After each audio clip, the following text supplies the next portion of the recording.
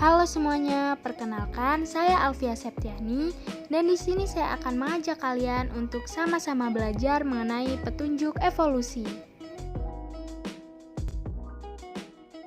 Jadi, ada beberapa bukti yang bisa dianggap sebagai petunjuk adanya evolusi. Yang pertama, variasi makhluk hidup. Yang kedua, fosil. Yang ketiga, homologi dan analogi organ tubuh. Yang keempat, embriologi perbandingan. Yang kelima, petunjuk secara biokimia. Yang keenam, perbandingan fisiologi. Dan yang ketujuh, petunjuk alat tubuh yang tersisa. Petunjuk yang pertama yaitu variasi makhluk hidup. Perlu kita ketahui bahwa variasi adalah perbedaan yang ditemukan pada individu-individu dalam suatu spesies. Jika varian tersebut hidup pada lingkungan yang berbeda, maka akan menghasilkan keturunan yang berbeda pula.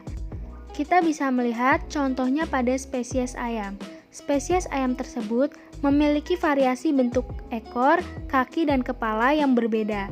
Nah, jadi variasi tersebut merupakan petunjuk adanya evolusi yang menunjukkan ke arah terbentuknya spesies baru.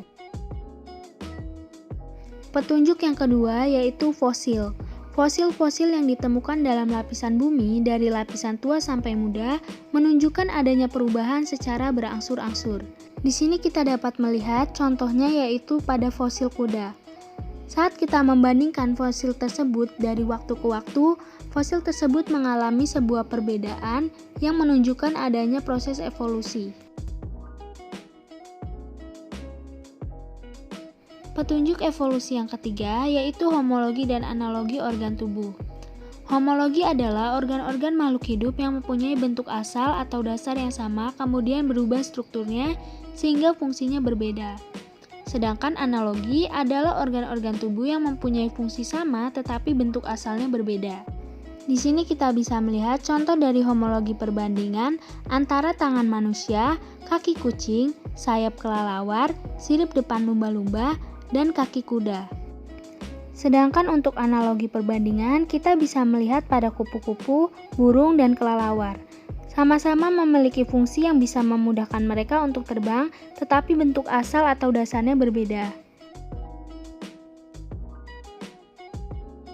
Petunjuk yang keempat yaitu embriologi perbandingan.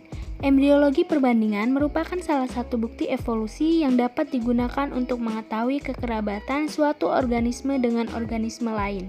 Caranya yaitu dengan membandingkan proses perkembangan embrio dari organisme tersebut. Makin mirip proses embrionya, makin dekat kekeluargaannya. Kita bisa melihat contoh dari perbandingan embriologi dari ikan, salamander, kura-kura darat, ayam, kelinci, dan manusia. Petunjuk yang kelima yaitu petunjuk secara biokimia. Jadi jauh dekatnya hubungan kekerabatan antara organisme satu dengan lainnya dapat ditunjukkan dengan uji secara biokimia yang biasa disebut dengan uji presipitin.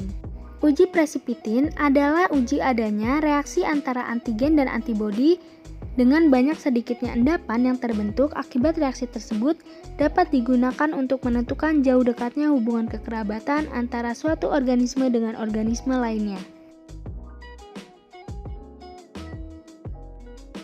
Petunjuk yang keenam yaitu perbandingan fisiologi. Jadi organisme-organisme mempunyai ciri-ciri fisiologi yang sama, seperti respirasi, ekresi, dan sebagainya. Meskipun ciri morfologi dan jumlah sel yang membentuk setiap organisme berbeda-beda, terdapat kemiripan-kemiripan dalam fisiologinya. Kemiripan-kemiripan tersebutlah yang digunakan dalam perbandingan fisiologi untuk mengetahui proses evolusinya.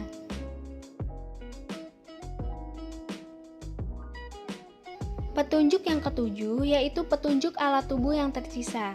Pada manusia dan beberapa jenis hewan dapat dijumpai berbagai alat tubuh yang tidak berfungsi. Sisa-sisa alat tubuh tersebut dianggap sebagai suatu perjalanan dari evolusi makhluk hidup tersebut.